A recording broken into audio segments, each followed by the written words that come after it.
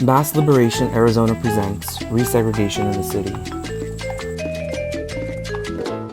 In a 2018 segment on KJZZ discussing how rare it is to be an Arizona native, 60% of residents in 2017 were reported to have been born out of state according to the American Community Survey. This makes Arizona a top 5 commuter state, following Nevada, Florida, and Washington, D.C.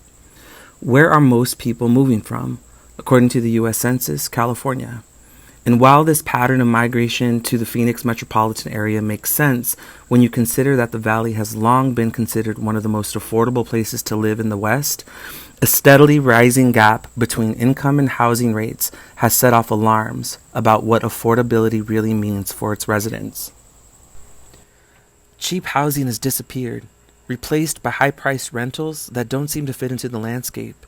In a 2019 article from the Arizona Republic on the looming affordable housing crisis, the median home price in Phoenix was reported to have grown by 44% since 2013, while the median household income only increased by 12%.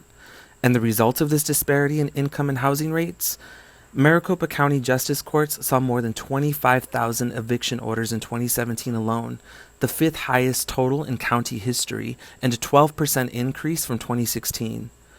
Nowhere was the increase worse than in the Country Meadows Justice Precinct, which spreads across high-poverty chunks of Glendale and West Phoenix.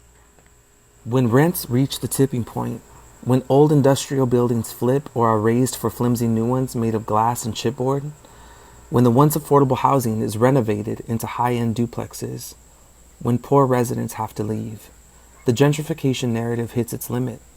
Gentrification has no room for the question, where did the displaced go? Resegregation tells a more complete story by addressing race and answering where the evicted, the foreclosed, the unwelcomed, where the displaced go.